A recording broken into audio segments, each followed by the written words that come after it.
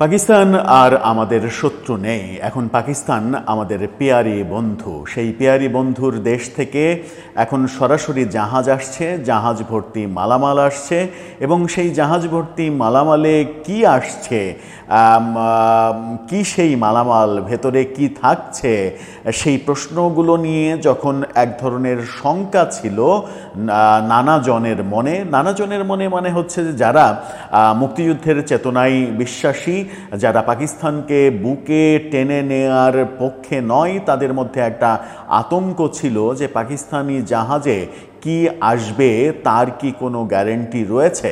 অবশেষে সম্ভবত থলের বিড়াল বের হয়ে আসলো প্রথম কিস্তি, এবং সেই প্রথম কিস্তি যেটা ধরা পড়ল সেটা হচ্ছে ভয়াবহ মাদক।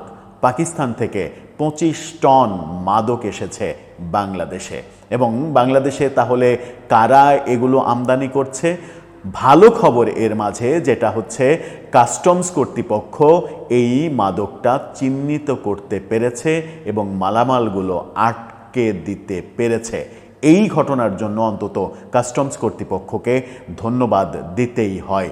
সেটা তারা স্বইচ্ছাই করেছে নাকি সেখানে ভালো অফিসারদের কারণেই এই ঘটনাটা হয়েছে, যথাযথ কর্তৃপক্ষের যে অনাপত্তি কিংবা তাদের গোচরে এই ব্যাপারটা হয়তো হয়নি, মিস্টেকলি ব্যাপারটা হয়ে গেল কিনা সেই সন্দেহও কিন্তু উড়িয়ে দেওয়া যায় না। সেই গল্পটাই আমরা আলোচনা করব এই ভিডিওতে, যে গল্পে পাকিস্তান থেকে মাদক কিভাবে এলো সেটা জানার চেষ্টা করব। থাকবেন পলিটিক্স টিভির নিয়মিত আয়োজনে।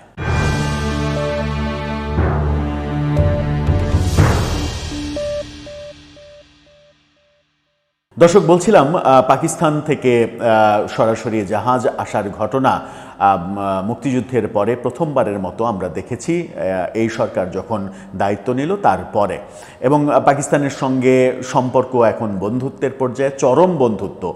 পাকিস্তান আমাদের সব থেকে প্রিয় বন্ধুদের একজন হয়ে গেছে। আদতে পাকিস্তান ছাড়া অন্য কোনো বন্ধু রাষ্ট্র বাংলাদেশের এই মুহূর্তে আছে কি না সেটাও একটা গবেষণার ব্যাপার হতে পারে।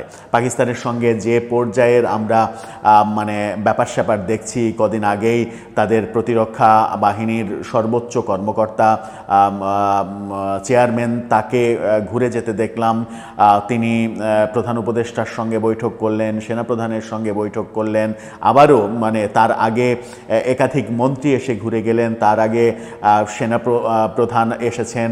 এই কদিনের মধ্যে, 2-4 দিনের মধ্যে আবার নৌপ্রধান আসছেন। এরকম খবর আমরা অহরহ দেখছি। অর্থাৎ পাকিস্তানের সঙ্গে এরই মাঝে সম্পর্ক জোরদার করার জন্য অন অ্যারাইভেল ভিসা চালু হয়েছে, এবং পাকিস্তান থেকে পণ্যবাহী জাহাজ এখন সরাসরি বাংলাদেশে আসা যাওয়া যেহেতু শুরু করেছে, সেটাকে কেন্দ্র করে একটা আশঙ্কা ছিল, এবং সরকার পাকিস্তানের সঙ্গে নানা ধরনের সহযোগিতামূলক চুক্তি করতে যাচ্ছে। পাকিস্তানের সঙ্গে সংস্কৃতি বিনিময়ের চুক্তি হচ্ছে, যেটা ব্যাপারগুলোর মধ্যে সব থেকে হাস্যকর যে পাকিস্তানের সঙ্গে আমাদের সংস্কৃতি বিনিময় করতে হবে। পাকিস্তানের কাছ থেকে আমরা কি সংস্কৃতি পাবো, যেখানে প্রায় প্রতিদিন মসজিদ কিংবা মাদ্রাসায় বোমা হামলা হয়, শত শত মানুষ মারা যায়, তার কাছ থেকে আমার কি সংস্কৃতি পাওয়ার আছে? সেই প্রশ্নের মাঝখানেই যে ঘটনাটা ঘটেছে সেটা ভয়াবহ ঘটনা। সেটা হচ্ছে পাকিস্তান থেকে 32 টন পাখির খাদ্য আমদানি করেছে একটা কোম্পানি। সেই 32 টন পাখির খাদ্যের মধ্যে 25 টনই নিষিদ্ধ মাদক। কি বলছে গণমাধ্যম একটু চলুন দেখে নিই। সমকালের শিরোনামটা দেখলেই বুঝতে পারবেন। পাকিস্তান থেকে আনা 32 টন পাখির খাদ্যে 25 টনই নিষিদ্ধ পপি বীজ। সেখানে বলা হচ্ছে যে পাখির খাদ্য বলে পাকিস্তান থেকে আমদানি করা 32 টনের মধ্যে 25 টন পপি বীজ পেয়েছে চট্টগ্রাম কাস্টমস। 2টি কন্টেনারে এই পণ্য আমদানি করেছে চট্টগ্রামের কোরবানীগঞ্জের মেসার্স আদিব ট্রেনিং নামের একটি প্রতিষ্ঠান। অঙ্কুরোদ্গম উপযোগী হলে পপি বীজ মাদক হিসেবে গণ্য করা হয়। সরকারের আমদানি নীতি আদেশে এই বীজ আমদানি নিষিদ্ধ। কাস্টমস কর্তৃপক্ষ জানিয়েছে জব্দকৃত বীজের মূল্য 6.5 কোটি টাকার মতো। পপি বীজ জব্দের বিষয়টি এক সংবাদ বিজ্ঞপ্তি দিয়ে আজকে চট্টগ্রাম কাস্টমস কর্তৃপক্ষ জানিয়েছে। কাস্টমসের উপকমিশনার এইচ.এম.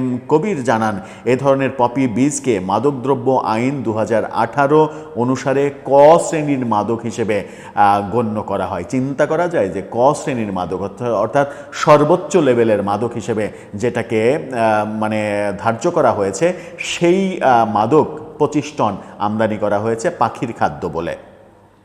এখন আইন অনুযায়ী তারা ব্যবস্থা নেবেন। এই আমদানিকারকের আগের চালানগুলো কেমন ছিল সেগুলো যাচাই বাছাই করা হচ্ছে, সেটাও বলা হয়েছে। সংবাদ বিজ্ঞপ্তিতে কাস্টমস কর্তৃপক্ষ জানিয়েছে আমদানি নথিতে 32 টন পাখির খাদ্যের কথা উল্লেখ করা হয়েছে, কিন্তু চালানটি পরীক্ষা করে 7 টন পাখির খাবার ও 25 টন পপি বীজ পাওয়া যায়। কাস্টমস কর্মকর্তাদের চোখ ফাঁকি দিতে কন্টেনারের দরজার মুখে পাখির খাদ্যের বস্তা রাখা হয়েছিল। সেটা তো রাখা হবে, এটাই তো কৌশল, যে সামনের দিকে মানে অরিজিনালটা রাখা হবে আর পেছনের দিকে যেটা নিষিদ্ধ সেটাই রাখা হবে। ভেতরের দিকে রাখা হয়নি, ভেতরের দিকে রাখা হয় পপি বীজ। এই 2 কন্টেনারের চালানটি গত 9 অক্টোবর চট্টগ্রাম বন্দরে নামানো হয়। এরপরে খালাসের জন্য বেসরকারি ডিপো সাবের আহমদ টিম্বার কোম্পানি লিমিটেডে নেওয়া হয়, কিন্তু গোয়েন্দাদের কাছে থেকে তথ্য পেয়ে চালানটি খালাস স্থগিত করে দেয়া হয়। তারপরে এটি পরীক্ষার উদ্যোগ নেওয়া হয়। 22 অক্টোবর কন্টেনার দুটি খোলা হয়। পণ্যের নমুনা 3টি পরীক্ষাগারে পাঠানোর পর এটি পপি বীজ বলে তারা নমুনা পরীক্ষার রেজাল্ট জানিয়েছে। যেটা বলছিলাম যে এই চালানটা ধরা এবং এই যে পরীক্ষা নিরীক্ষা করা, অবশেষে পপি বীজ হিসেবে চিহ্নিত হওয়া, এই ব্যাপারটা যেহেতু ঘটেছে, এর জন্য বন্দর কর্তৃপক্ষ কাস্টমসকে একটা ধন্যবাদ দিতেই হয় যে এরকম একটা ভয়াবহ চালান তারা আটকে দিতে পেরেছে। একটা আটকে গেল, তাহলে কি সন্দেহটা থেমে গেল? মানে একটা যখন আটকে গেল তখন তো এরকম সন্দেহ করা যেতেই পারে যে বাকি আর যা কিছু এসেছে এতদিনে পাকিস্তান থেকে সেগুলো কি ছিল, সেগুলো কি যথাযথ পরীক্ষা নিরীক্ষা করা হয়েছে, নাকি মানে পরীক্ষার আড়ালে পরীক্ষার নজর ফাঁকি দিয়ে সেগুলো বেরিয়ে যেতে পেরেছে। এটা একটা বড় বিষয়। আমার মনে হয় কাস্টমস কর্তৃপক্ষ পাকিস্তান থেকে আসা যে কোনো জাহাজের যে কোনো পণ্যের প্রত্যেকটা প্যাকেট যাচাই বাছাই করা উচিত এই ঘটনার পরিপ্রেক্ষিতে।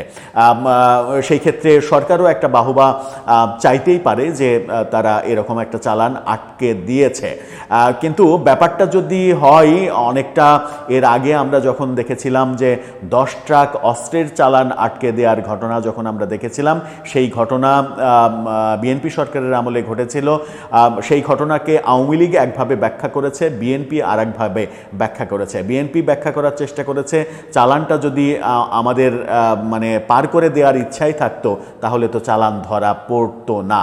আবার আওয়ামী লীগের ব্যাখ্যা ছিল, আওয়ামী ভাবধারার মানুষের ব্যাখ্যা ছিল যে এই চালানটা হঠাৎ করে, মানে যেহেতু কাস্টমসের লোকজন এগুলো জানতো না, তাদেরকে ইনফর্ম করা হয়নি, তাই তারা নিয়মিত ডিউটিতে পরীক্ষা করতে গিয়ে এটা ধরা পড়ে গেছে। তখন আর সেই সরকারের কিংবা সরকারের কর্তৃপক্ষের কিছুই করার ছিল না, তারা এটাকে বাজেয়াপ্ত করতে বাধ্য হয়েছে। এরকম 2 ব্যাখ্যাই ছিল। এই ক্ষেত্রেও 2টো ব্যাখ্যাই হয়তো মানে দেয়া যেতে পারে, 2টো ব্যাখ্যাই হয়তো আসতে পারে। ব্যাখ্যা যেটাই আসুক, পাকিস্তানের মতো একটি রাষ্ট্র থেকে যে সকল পণ্য, যে মানে শুধু বাংলাদেশ না, যে দেশেই হোক, পাকিস্তান থেকে কোনো কিছু যাবে সেই ব্যাপারগুলো যে 100% পরিশুদ্ধ এবং আইন সিদ্ধ হবে, সেই গ্যারেন্টি আপনি দেন কিভাবে যখন পাকিস্তানকে বিশ্বের অন্যতম অকার্যকর রাষ্ট্র হিসেবে চিহ্নিত করছে বিভিন্ন দেশ। যদিও এখন মানে পাকিস্তানের সঙ্গে দেখা যাচ্ছে আমেরিকার দহরম মহরম সম্পর্ক, সেটা সেটাই আরও বড় সর্বনাশের একটা কারণ হতে পারে। যাই হোক, ব্যাপারটা খুবই অ্যালার্মিং ব্যাপার।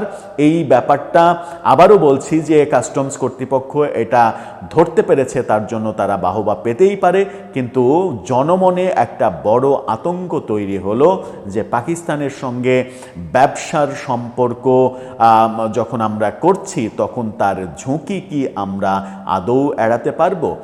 পাখির খাদ্যের নামে মাদক চলে আসলে সবসময় কি আমরা সেটা আটকাতে পারবো? আপনার মতামত জানিয়ে লিখতে পারেন আমাদের কমেন্ট বক্সে।